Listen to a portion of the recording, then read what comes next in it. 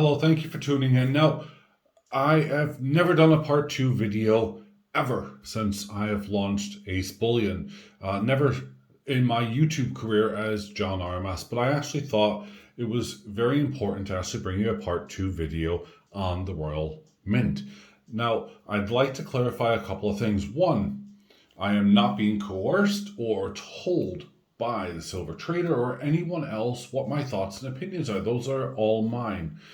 But also, I like to stress that, when I review coins, and I review an awful lot of coins, I give you the honest facts. Now, you guys know that. You see that here. These are mine. I have no problem touching these. These are junk. These were the coins I was going to feature in my previous video that I've just done with the Royal Mint. But I did feel it really important to make a note and a mention of a few points that I've kind of neglected, really. And I ran out of time. The video gone on way too long. The Royal Mint do some really amazing products, as I was mentioning before, such as, the Una and the Lion bars, bars really, the 007 that I just ordered. My gold that I've bought, which is the 1/10 ounce, seems to be absolutely fine. I am fully aware that there's issues with 1 ounce coins at the moment, 1 ounce Britannias to be exact.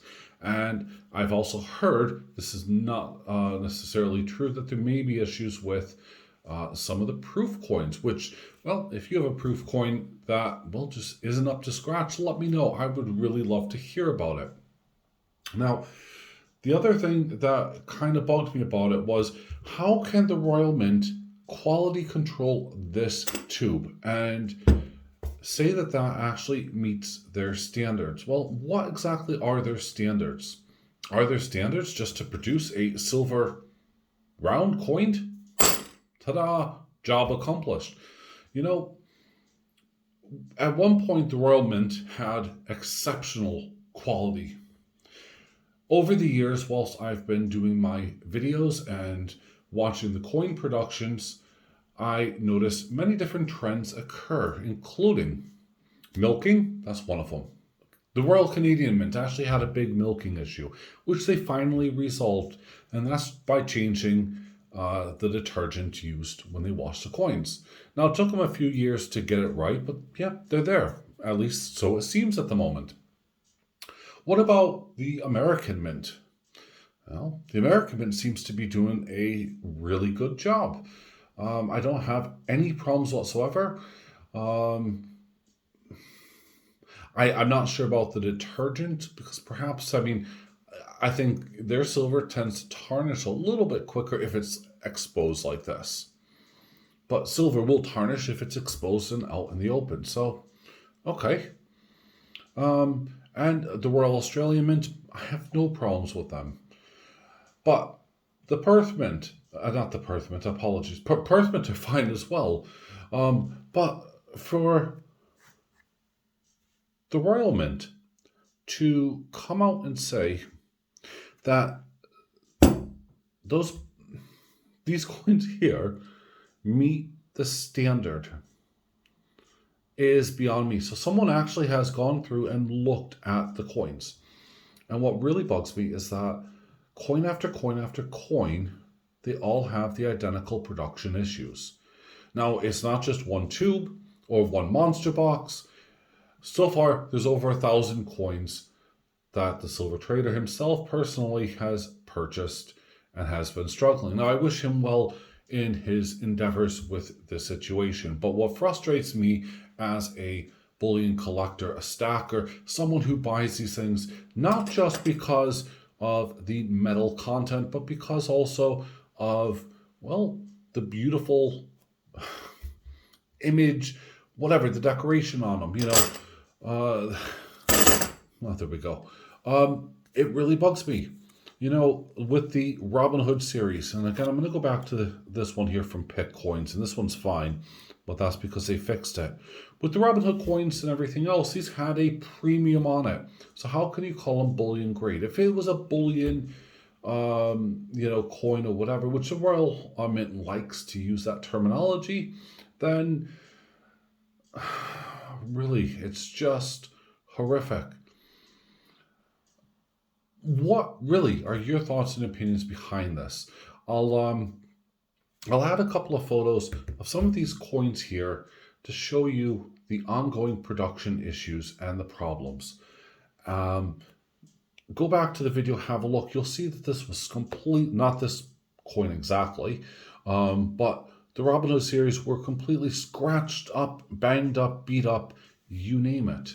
And it's only because the Pikmin has put ruthenium on the back and, got away with all of the imperfections and covered up all the rest with, gold, 24 karat gold plating here that actually made this coin somewhat presentable. In fact, actually, I kind of like it, all truth be told. I wish the Royal Mint had the same kind of standards. But with the bullion coin, standards are, in my opinion, that if you're going to produce something and make something, you stamp it. This is a bullion grade. This is a BU coin, okay? I don't have milking. I don't have scratches. I don't have dents or dings. If I were to have bought a car, a cheap car, let's call it a Ford Ka, if it came out with scrapes, dents, marks on the car, I'd be a little bit peeved. So if you're buying, quite a few monster boxes at a time, again, it's the equivalent of a cheap car, okay? Then you expect to get the same kind of treatment. At the end of the day, you're not buying scrap. But that's exactly what I think the Royal Mint has, is trying to pass off as their standards. And it seems to be, in my opinion and in my own view, scrap metal. Now, all of these here are scratched, beat up, and have milk spots. So these are all scrap. These are going to get melted down. I feel sad. I feel really bad for dealers who have to put up with this, who are going to be losing out money in trying to sell on these coins because they paid over the odds. They didn't pay spot price or just above spot price even. No, they paid a premium to have these coins. And, well, it's unacceptable. Well, let me know what your thoughts and opinions are, and please leave a comment down below. My own personal view is that I'm happy to travel to Wales, South Wales to be exact, where these actually are minted. I laugh at the Royal Mint's video, if you like, of the inside of how they mint them, where you could watch one guy pressing a coin with, a garage tool inside the mint, and then going like this and inspecting it afterwards. Ooh, okay, yeah. With bare hands. No gloves. Okay, right, I get it. There's no way you're producing 3.5 million of those per year like that. No, I'm sorry. That's just a PR stunt. And if I'm wrong, let me know, because you have to have a lot of people like that with a lot more machines. And that room, no.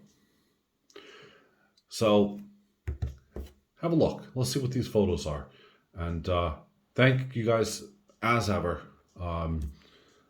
The Royal Mint just seems to be going downhill, and I hope that they can correct it. I really do, because they do produce some fantastic pieces.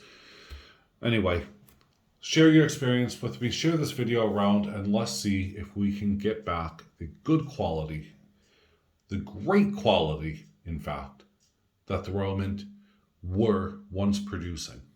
Thank you for watching.